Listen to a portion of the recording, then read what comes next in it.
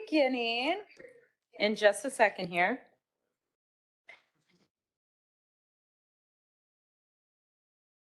All right, I'm just going to get a thumbs up from MT that we are recording. We just started.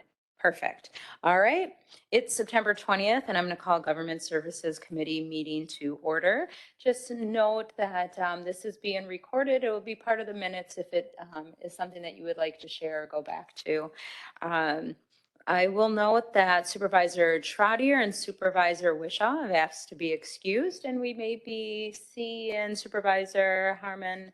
I got a text from Supervisor. Oh, will she be late or should? It sounds like She won't be here. All right, so we will excuse the three supervisors, but we will note the attendance of the rest, so thank you. We don't have the public here, so you don't need to read the youth and governance statement unless you guys would want to just exercise it right now, if you would like to practice it. If not, we can just move on with the agenda.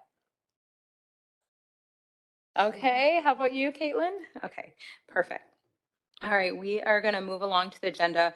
We just have one actionable item on the top of the agenda, and it's approval of the minutes from our previous meetings. All right, it's been moved and seconded. Yep, motion by Dembski and second by Maldonado. And if there, is there any discussion or amendments? Hearing none, I'm going to ask the youth and governance. How do you wish to vote? I can. Okay, they've both voted aye. And the committee, how do you wish to vote? Aye. Aye. It is passed and approved. Now we're going to move along to new business, and we have the youth and governance update by Pam. So please, I'm going to turn off my mic and it'll be yours. And she did put some packets that are before us.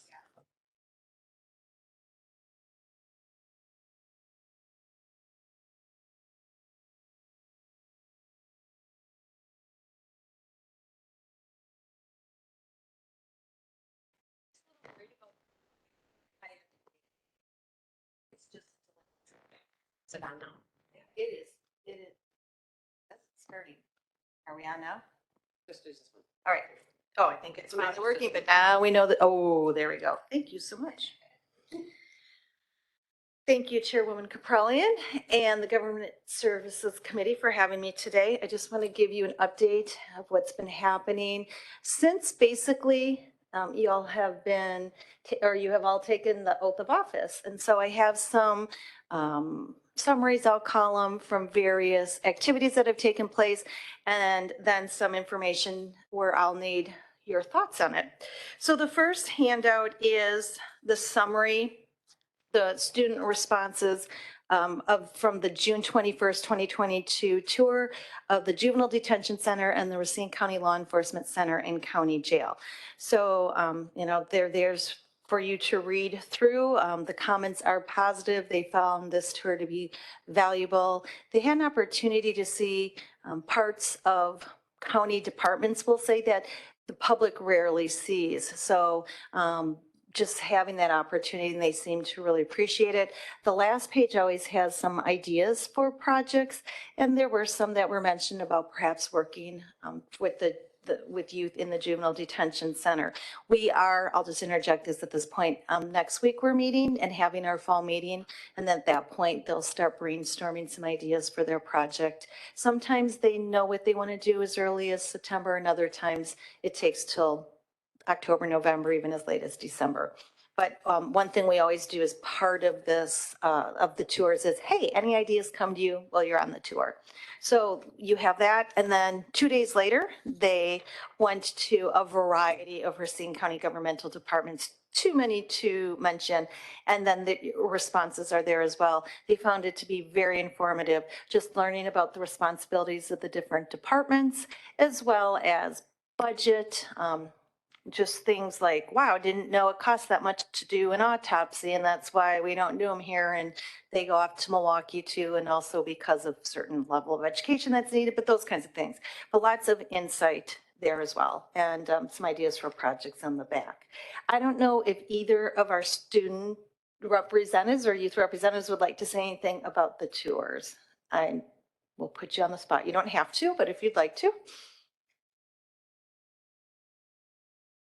I believe the tours were a great introduction to basic parts of our system. I thought they're very informative, and without them, we would be a little lost on what's going on in meetings and what topics we're concerned about. So the experience was valuable.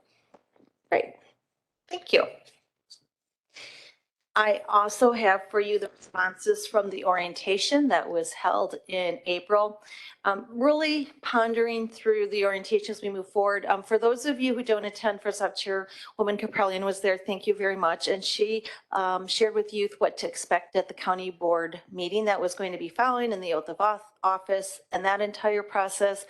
During orientation, they also received from Supervisor Miller a County Government 101, so they understand how county government works. Chairman Roundhouse was there, Vice Chair Kramer, as well as Supervisor Chartier came and joined us. And so all the supervisors shared information about the various committees during that time. I shared information about parliamentary procedure. And they also learned, of course, about the Youth and Governance Program and expectations. So it is an information-laden time together. It really is, and I understand that. And so, just thinking about ways to share additional information without overload. Like one of the comments says, wow, I wish we could have spent more time on parliamentary procedure. So maybe it does need to be longer. Maybe it needs to be 2 sessions, all things to ponder.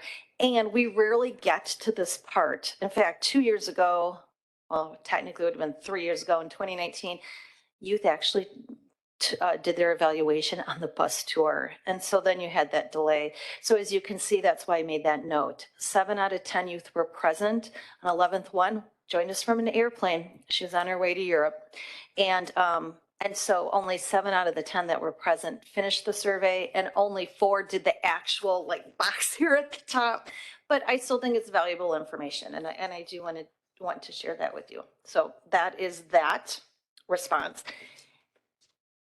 And then next, I have for you the 2023-2024 calendar draft. And this is where I need your input, because then we take it out of draft status and we say, yes, these are the dates. What I did is I looked at this year, the dates we used for this year, and I put the dates as close as possible to what we did this year, especially when it comes to interviews, because it seems to be a time when people are available. So you can see next month when we meet, I will share with you all outreach information in the plan. If for some reason we don't meet, I can always share that electronically. Otherwise, like last year, I was able to join you. We met virtually that year, but and share the information that way. Then November's outreach. And then Friday, December 16th is when nominations are due. By December 28th at the absolute latest, quite frankly, they usually go out the following week, but we always give ourselves some cushion. We will send out applications to the nominees. We give them 2 to 3 weeks to fill them out, depending on when we really send them. It's usually closer to 3 weeks. Our apps are due. Yes, we have quite the quick turnaround, and I'm sharing more than usual. Supervisor Rakowski, you're new. I know we would have had more newer supervisors, so I know the 3 of you are familiar with the process, but it'll be a new process for you both because you'll be part of it. So it looks like a really fast turnaround time, but you are really given additional time to complete looking over the apps and scoring them, because you will be part of that process. Wednesday, February 22nd is the closest. That's the date we usually conduct interviews, that last Wednesday of the month. I'm hoping that will work for all of you. And then Tuesday, February 28th would be when we would complete any interviews. I will say this will be my 4th round of interviews. We've always finished in one night. Some years we finished in one night because there were fewer people we interviewed, and some years, as we know, we had one night that went super, super late. So I think the biggest decision will be, once we know how many people have applied, do we want to do 2 nights? Do we not want to do 2 nights? Right now, I have face-to-face or virtual. You can either make the decision tonight which way you want to conduct these interviews, or we can say, let's keep it as an or and decide later. So decision on, do you want interviews then, and how do you want interviews? Those are the two that I do need input on. Is that way we're on the calendar right now? I've tentatively put the dates into the calendar, but especially if we do them in person, we want to make sure we have this room. Thank you for that. Lots of great information. Thank you for providing this handbook because you sparked a memory. I Yeah. did owe Supervisor Witowski this handbook and I forgot. So now you have it. But not for my doing. So thank you, Pam. Yeah. So my first just instant thought, Yes. because we have had very long nights doing those interviews. Mhm. And it is best to do it on one night. And I do say this to the committee because if you break it up into two, you have to have the same supervisors present the first day and the second day. Just to make the process fair and for scoring purposes when we're pulling your totals as well. So it's easier just the one night. With that being said, because the youth and governance are involved in this process, it would better to be virtual where they're at home. People are comforted and you can take those breaks if you need them and, have a little more freedom in that process. But I do open that up, but that's my initial thought because it can be a very late night for those. And I will have a comment on your other one, but I think let's just kind of have the discussion around whether virtual or in person interviews from the committee, if anyone has some thoughts.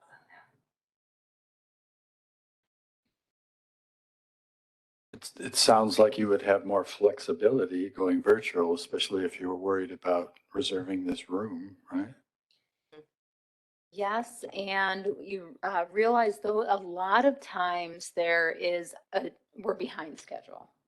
More times than not, whether we're long-winded or the youth are long-winded, we want that opportunity for them to get the experience and us to give them experience. And so that means our halls are filled with students that are piling up later and later and later. In the virtual setting, Pam was able to communicate and just say, you can tap in a half an hour, we're running late.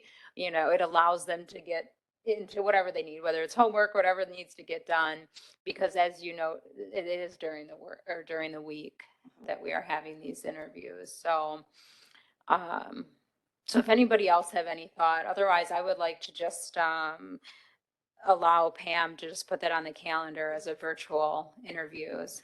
So is that okay with this committee? Excellent. Thank Perfect. you. And then you said you had something else. Yeah, now I forget. Your second question was, refresh my memory. Was the date in and of itself okay? Yes, the Okay. date is okay. All but right. I feel like there was something else here because I was kind of holding that for a separate conversation. Oh, I got it now. So the one thing that I've noticed from when I was either just transitioning into chair, it was a year before, I think it was when Supervisor Osterman had left. And so I really took it upon, and it was by the ask, please make sure that this doesn't fizzle out. This youth and governance program doesn't fizzle out. I worked tirelessly to get applications to all the schools, connect with teachers and principals and everything I could do to make sure that we had a healthy application. And there was quite a bit. Since then, though, you've come aboard. And I will say, I think the foundation was there. So I kind of just stepped back and I don't feel as connected to that process. And I'm a little ashamed of myself to admit that. But with that being said, we do have on our current county board, we have those who are connected more so with the youth than what we've had before. Normally, we have a lot more seniors, I should say, that aren't so directly connected with the youth community. But we have retired teachers, we have, yeah. And, working at the library and, working directly with youth that could be part of this program. And not only those that are on this committee, but those who are also on the county board have those connections as well. Mhm. I first want to put this out there as an ask, but I want to also let you know what that could mean on the other end of things as well. If we find a way to better involve the county board into this nomination process, and I know a lot of that falls on me, I will definitely do my part at the county board meetings to really be diligent in that process. I've announced it in the past, but I haven't been diligent. But we've had a healthy stack of applicants that have come in. If I were to do that, I'm sure we could do better. And these two right here, a lot would fall on your shoulders too, within your schools and any other connections that you have. But on the flip side, what that creates, it would create that we have a lot more applications, and it would create either longer nights or multiple nights of interviews if that's what we so decide. So there is a consequence for bringing on more applications. Like the one year when I just fully dug into it, it was very long, couple nights. Ah. So, but I want to ask, what do you think about that? I think this is something that we beam with pride on in the county board. We had people from out of the country come to speak on it. And I think it should be something that we all should be connected, not just here. We're quite committed to youth and governance here on this committee, but to bring more of that and marry it into the county board better. So your thoughts on that? Your thoughts, I mean, granted, telling them there's an application process, but making them be part, that it's an onus to this process as well.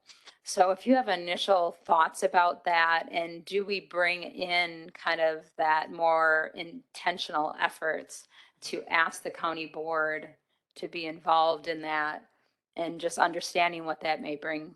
Sure. I do send all the information to all the supervisors, but I will say this, and again, this is my fourth go around. The 3 previous years, the only people who have ever nominated anyone sit on this committee. And so, and I don't know if it's because like here I come to you and I speak to you face to face, like if that's it. And yet the county board meetings aren't typically done that way, if you know what I mean. So like, I don't know if it means I go and I ask and it's and it becomes an ask from me. I don't know. So I'd have to think about that more. I think getting them more involved would be fantastic. I know there was a time before I came on board where there were close to 100 applicants, if not more. And like last year we had 66, or well, the annual report that I have now. I mean, our numbers, because we dipped there for a while. I think my first year we were down to maybe 30, and then they bounced back up, and we had like 72 one year, and we had 66. So that way I feel good about it. And I will say this, even when we have 72 application letters are sent out, applications sent out, we don't get all of those back. Our return rate has been pretty good. Yeah. So even if it was 100, we'd maybe get 50 or 60, which would take 2 nights. It would be hard pressed to do that in one night. We'd have to start really early. We'd have to start by 4 o'clock, and I still think it'd be difficult. I do appreciate that you then kind of try to take that on you. I do believe the onus would fall on me. So I relieve you from All that. right. It's like, I'm willing to do Yeah, I know. I it. I'm absolutely love thinking, is that. that That what just it speaks means, that volumes of your face-to-face? character. Yeah. It speaks volumes, and I appreciate that. But maybe just to let Supervisor Rotowski know, because I know at least Supervisor Dembski and Supervisor Maldonado know this, and maybe actually the 2 youth and governance reps do not, is that we only select 11, 12 individuals, 2 alternatives. And it's from 1 from each school that applies is how it goes. If there's multiple schools that apply, then like this year, we had that many schools. So there was 1 from each, except the alternatives came from the highest score then, is how that works. So honestly, if we have, it's a very competitive process as is, but if we have 100, 200, or whatever, or 60 students, that it's still, we're only still picking that number of individuals. Right. It just makes it that much more competitive. So I guess we have to understand the spirit of what we're trying to do.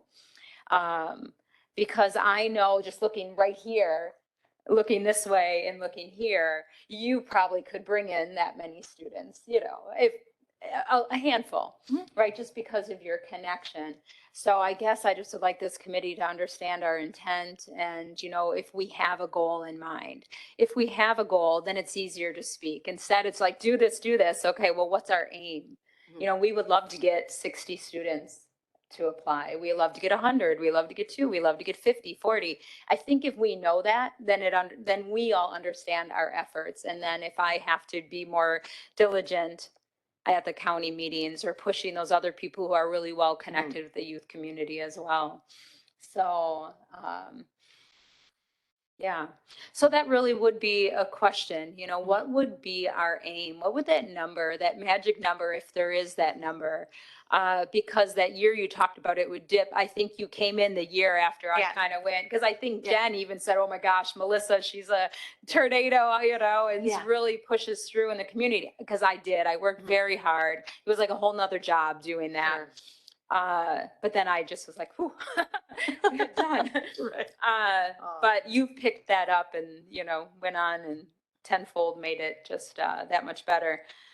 So what are you thinking? Because that would require a lot more work on your end, a tremendous amount. If there's more applications that come in, if there's more organization, more coordinating. See, and I think it's more work for you. You all go through the applications. And then, like, for instance, the last group, not this group, but the one that I just wrote the annual report on, there were 66 youth nominated, 37 completed applications, 31 were interviewed. Because that happens sometimes too. Sometimes when you go to set up the interview, suddenly either they lose interest or they have something else they'd rather do that night, that sort of thing as well. So I think it really comes down to how many people you are willing and able to interview. And if you really want to keep it at 2 nights only, then I think it needs to be about 60 at the most that are interviewed. So that means probably 100 applications could be accepted. Another thing is there have been some years where you have chosen not to interview some people. And then there are years where you have said, no, it's a good experience. Let's interview all of them. So really, we could take in more applications, but then that would require you making some of those tough decisions in the sense of saying like, no, I think we won't give the experience for all. We really will say, these are the people we want to interview. Okay, well, let's be honest here. How we eliminate those that wouldn't get interviewed, I feel it's a very unfair and unjust process. And so that's what breaks my heart by eliminating people that way. We score them on their application, really unbeknownst to them what they're up against. Like, what are they being compared to?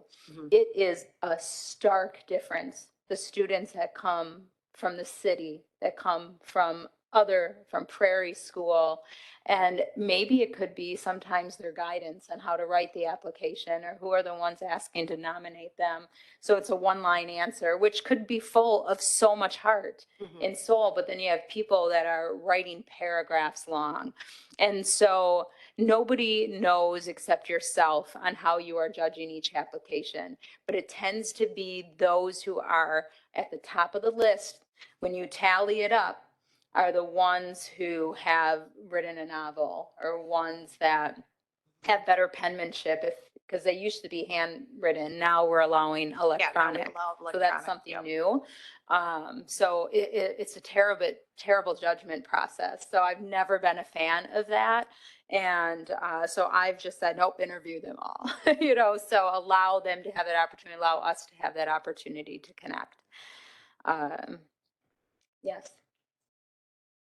Could you clarify the nomination process? Who actually does the nominations? It says community members. Mm-hmm. Um, Yeah. Is it administrators or teachers or? Yes. All of the above. Yep.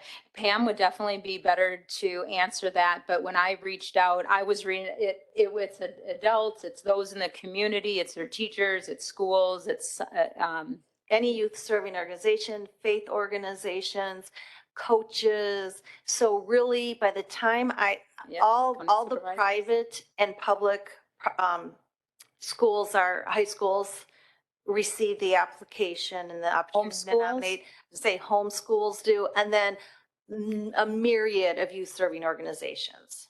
So by the time we're finished, a lot of different people have that opportunity. And then of course supervisors too, as well. And then I send out an original push. The youth, they'll hear about that. They're part of the outreach as well. And then I send 1 to 2 reminders as well, because people get busy and they forget, like, oh yeah, that deadline's coming up. And then once I have dates and I have all the nomination material ready, I will post it also on our extension website. So that's another way. So it could just be someone from the community who happens to see it. Oh, and I write an article for the Racine Journal-Times, so it gets published as well. Every year it has been. So there have been people who have read the article in the paper and nominated that way. So. And then the rest is up really to the student. And they will get an application to fill out. It's almost like them going for a job. It's up to them to fill that application out. And then it get submitted to us, and then we score it. Mhm. Yes?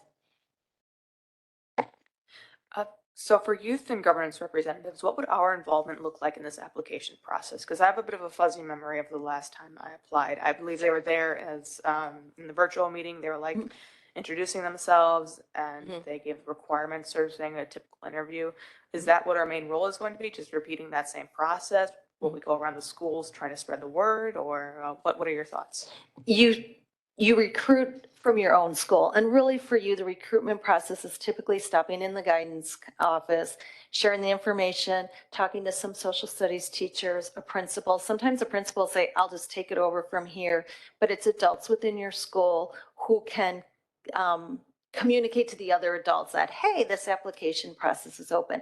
My contact has always been the administration team and counselors. But the more people they hear it from, we find the more they're apt to either nominate themselves or to share the information to adults within the school who can do the nominations. So, and then for the day of the interviews, you'll be one of the individuals asking questions. So that'll be your role with that part. Yeah.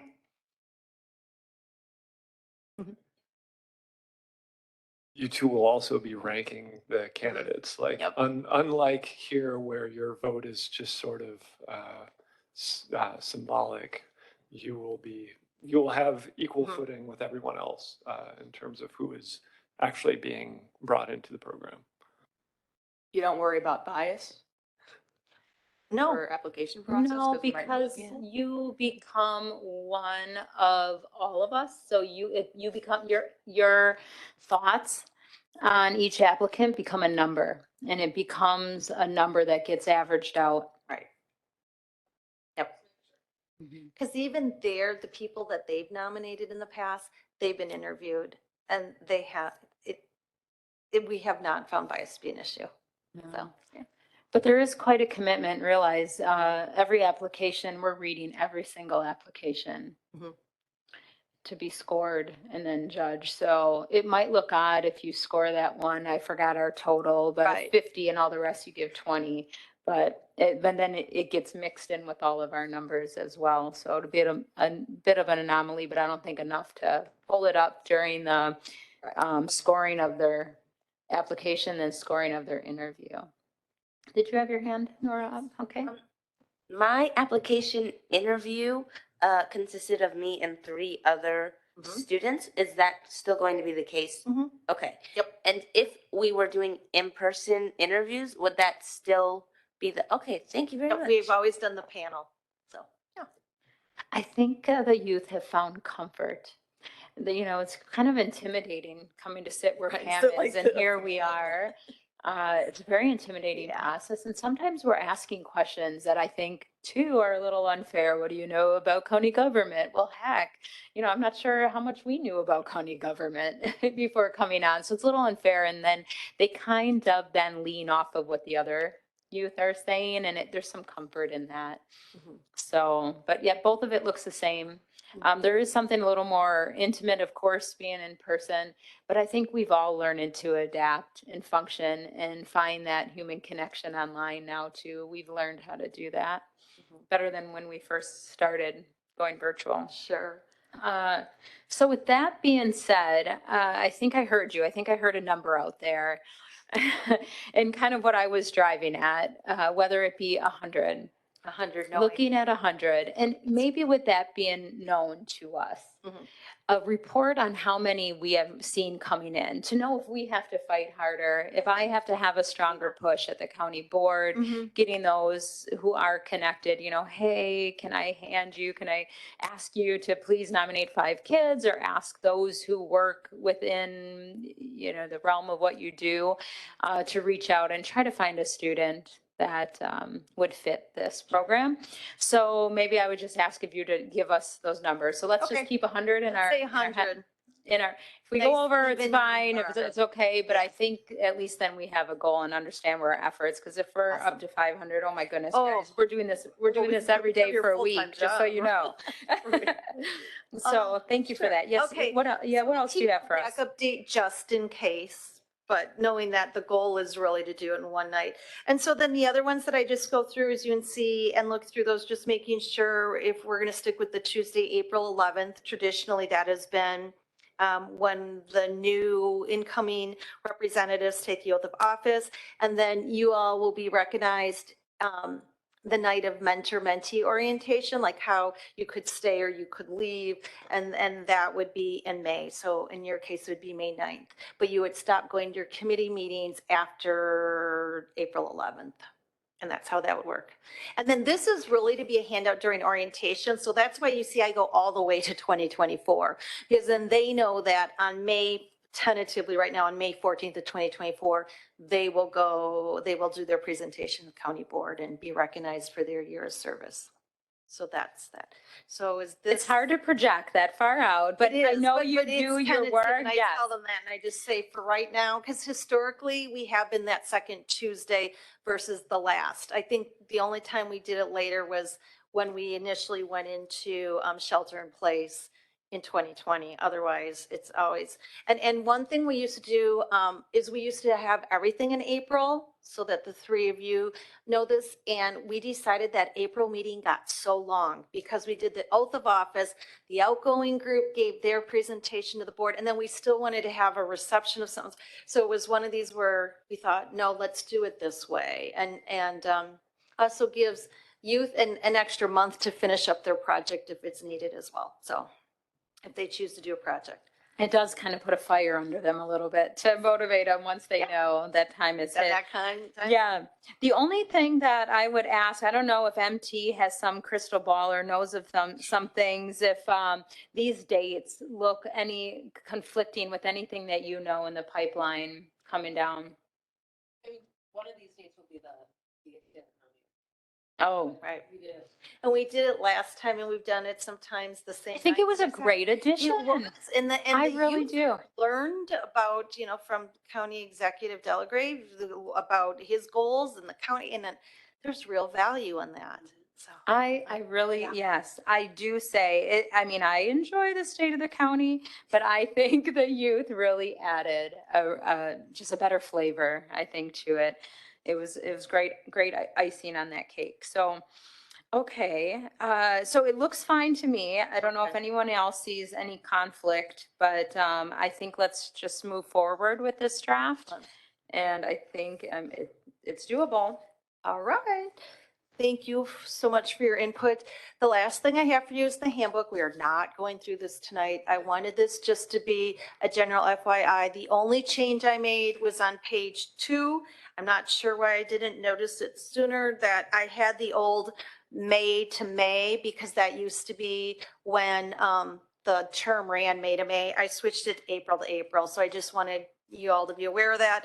And I did change Racine County bus tour to bus tours, since we're going to keep the two bus tours and break it up some.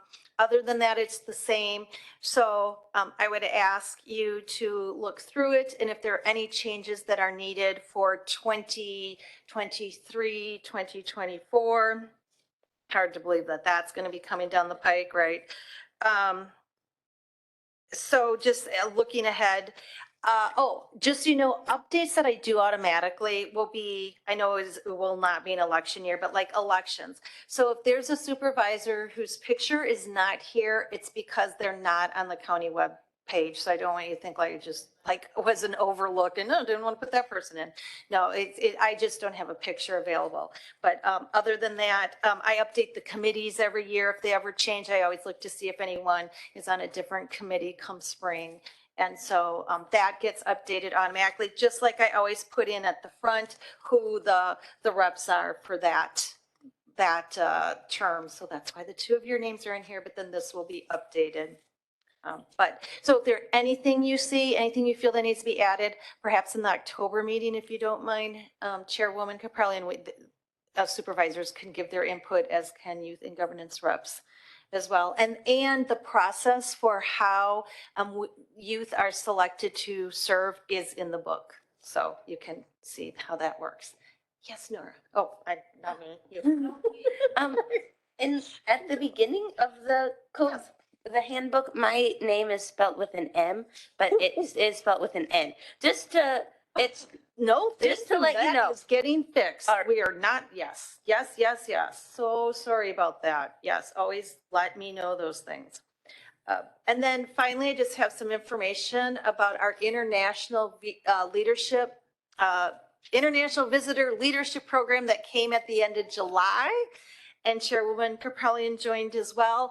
And I just wanted to let you see the names and the various positions of the group that joined us. They came from the United Kingdom, and they met with Chairwoman Caprellian, former Supervisor Osterman was there, Evan Ansuch joined us, Ann Schultz joined us.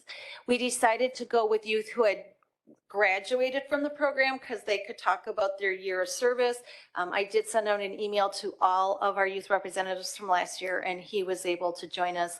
And then my former AED was there as well. And we did a presentation about youth and governance, how the program came into being, the goals of the program. We talked about the various projects.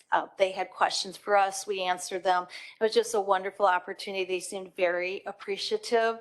As far as feedback that we received that I do want to share with you, one participant said it was a very interactive meeting, showing the visitors a real role model by having a graduate of its program present at the meeting and share his experience with the visitors.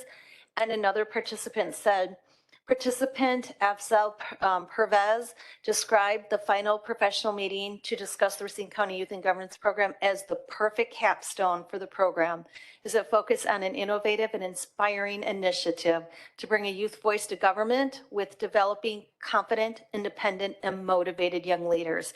It was excellent that the panel of speakers included one of the young students who had participated in the program. He is an example of taking that extra step from developing a general sense of empowerment to active civic engagement and involvement with the political process. So very valuable time spent with them. So I don't know if there's anything you'd like to add. No, yeah, I was able to present to the county board on that, but I was Oh, wondering, very did good. you ever find out how they found us? No, I didn't. I have to find that out. You're Yeah. right, because I said I do that. Sorry, I forgot about that. No, I don't know how they found us out, because It's you're just right. It would just be curiosity. so Yeah. interesting. I did ask the ladies that Yeah. were here that day, and they, didn't know. They didn't know either. No. So I think you that have the to go State to somebody Department, else. like they would know, They right? were. There was a State Department. Yeah, it was the to U.S. find State out Racine Department, and County there's- has this beacon, this youth and governance beacon that's being seen. Yeah. So I will you- reach out to her. Name is Injin Lee, because she's the international programs coordinator with the International Institute of Wisconsin. But there too, like, how did she hear about us? Yes. Unless, like, did she just do a Google? this was search? an international program. I read quite a bit on that. I was like, this Yeah. is pretty impressive. So, but we're doing great things. Yeah, Caitlin.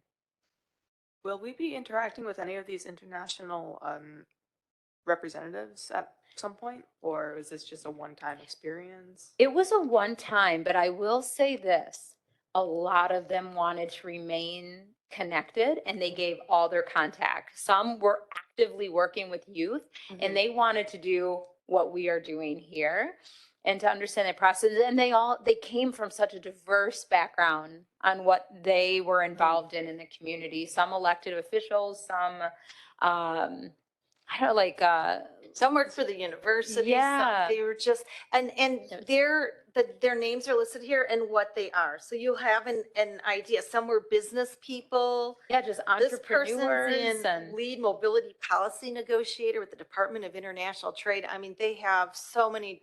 So much, Many and they different wanted to professions. stay connected. That was Mhm. one of the things. So, I don't think if it's a passion or interest of yours, mentioning you're a youth and governance rep from Racine County, I heard you visited. I would love to connect and stay connected. So bring back the pen pals. Yes. So, well, they were like pen pals. Were they inspired by us in a way to just try to work inside their own country? And Mhm. okay, so Very Yes. much so. They Mhm. wanted to find out how to get youth involved in government. That was their goal for visiting the United States. And they went to different places, Detroit, they went to maybe California.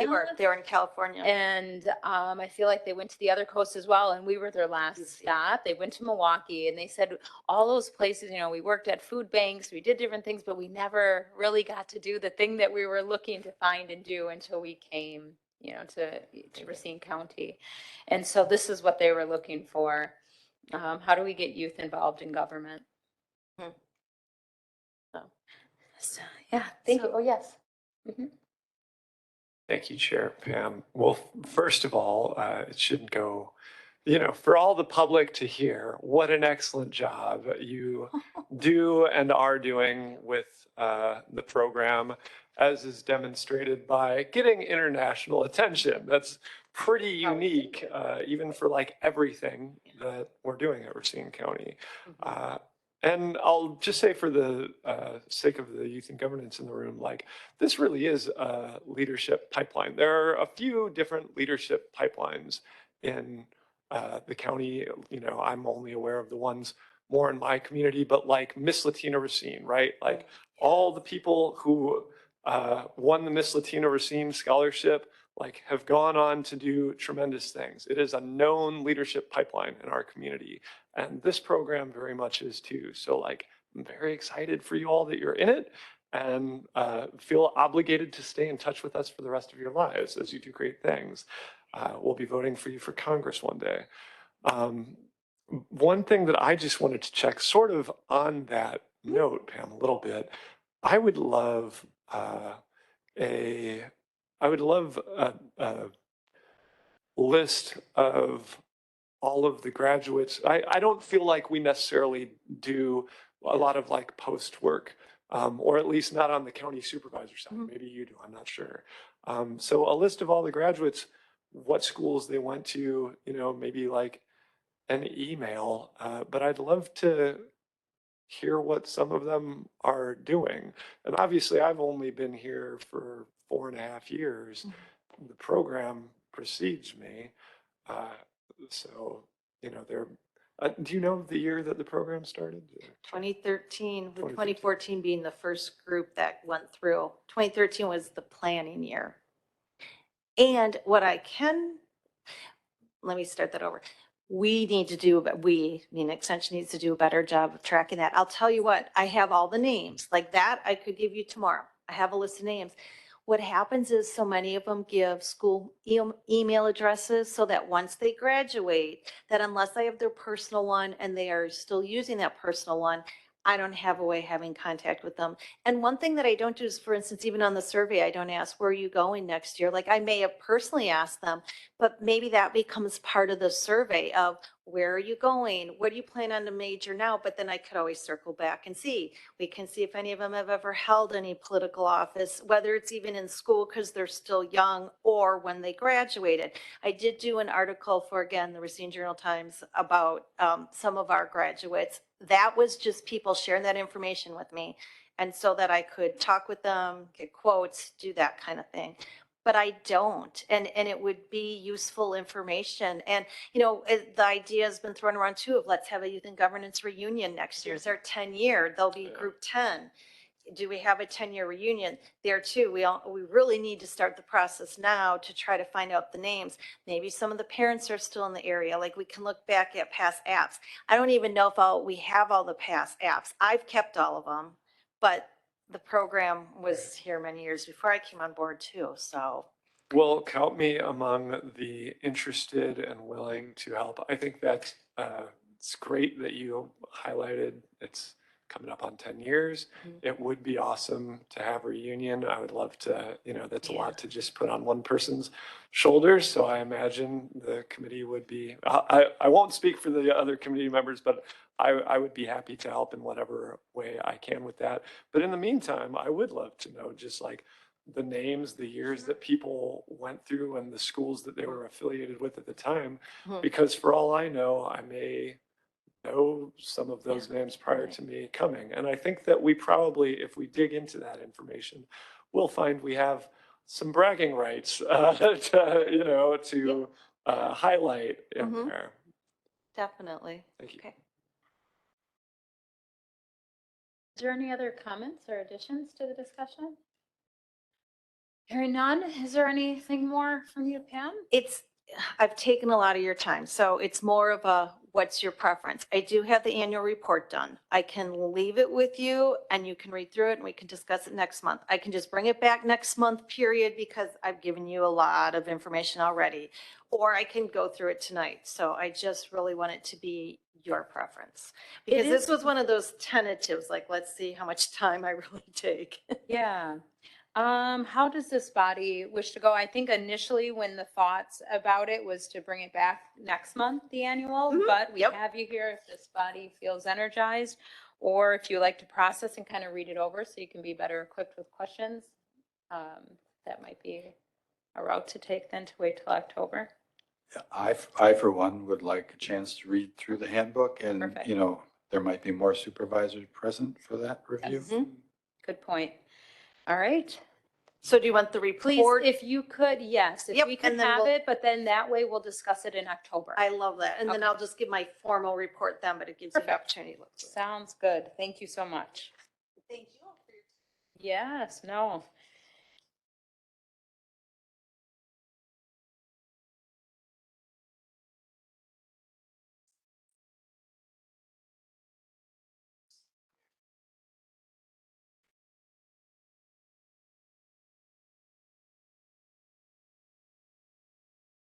Yeah. All right. Well, thank you so much, Pam. welcome. Much Thank you. appreciated. And for the committee, we do have just a few more actionable items that should be pretty swift, but we do need to go through them.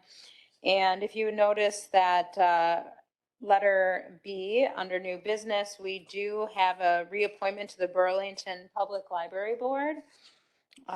So I might need help with the last name, but it is a Kara Kazpolowski. And it states a little bit of a short bio on her, but she has a term that has expired, and they hereby wish to have a term, let's see, expire in 2025. So let's see, she has been a valuable member of the board and indicating her willingness to serve another term. So, okay, her term is expired. Now she wants another one to 2025.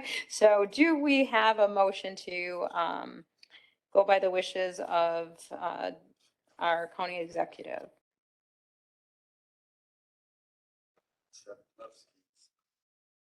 Thank you. It's been motioned by Rotowski and seconded by Maldonado. There is no discussion. I'm going to ask the youth and governance how they wish to vote. And the committee, how do you wish to vote? Aye. All those were in favor. Thank you. Yes. Quick point of clarification. Yes. I'm sorry, Pam, did you just pass these out to all of us or did? I don't think I did, no. You have. Unless I No, I didn't, yeah. Thank you.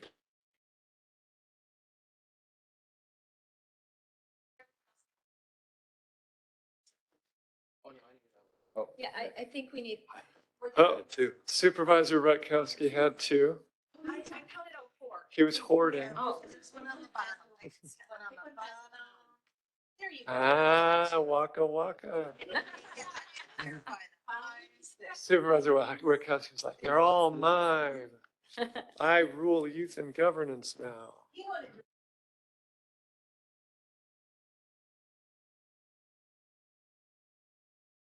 Okay, so the next items that we have on the agenda are some resolutions that come from other counties. Usually these are voted to receive and file, and the reason being is because they would need, if this is something, this is like, kind of like how we get communications on the county board. If you want additional information, you take these and then you bring it before our corporate council to create our own resolution that matches it, but it allows you to be aware of what's going on and if there's other type of support you want to do. So it's really to keep our county aware on what's going on in the rest of the county and how we would like to support that with our own resolution. We'd have to go through our own process then to create it. So, but it gives you an opportunity. I can go ahead and read them. If this body wants to take them up separately, we can do it, or we can vote as a whole for all the referral items. Is that okay? Sure. Okay, I will go ahead and read them, and then if it is something, just please know that you have the power within you to take that and then run with it to corporate council if that's how you wish. Resolution 2822 from Price County for an advisory referendum regarding private funding for election administration. Resolution 22, Kenosha County to conduct countywide advisory referendum on making the state of Wisconsin a Second Amendment sanctuary state. Resolution 2022-4-36, Taylor County regarding private funding of the election administration. D is Resolution Brown County advisory referendum regarding private funding of election administration. And then we have E, Resolution 87-2022 from Oneida County, request the state of Wisconsin revise the current real estate transfer fee revenue sharing formula. And the last one we have is letter F at Resolution 2022-04-24 of Lincoln County advisory referendum regarding private funding of the election administration. It has been moved to receive and file by Vice Chair Dembski. Second by Supervisor Rotowski. Is there any comments? Hearing none, youth and governance, how do you wish to vote? Okay. And committee, how do you wish to vote? Aye. All in favor. They have been voted to receive and file. Being that we have exhausted our agenda, I will go ahead and call this meeting adjourned at 6:54. And just note that Pam will be back before us in October, and we also will probably have a presentation by one of our constitutional office departments, or one of their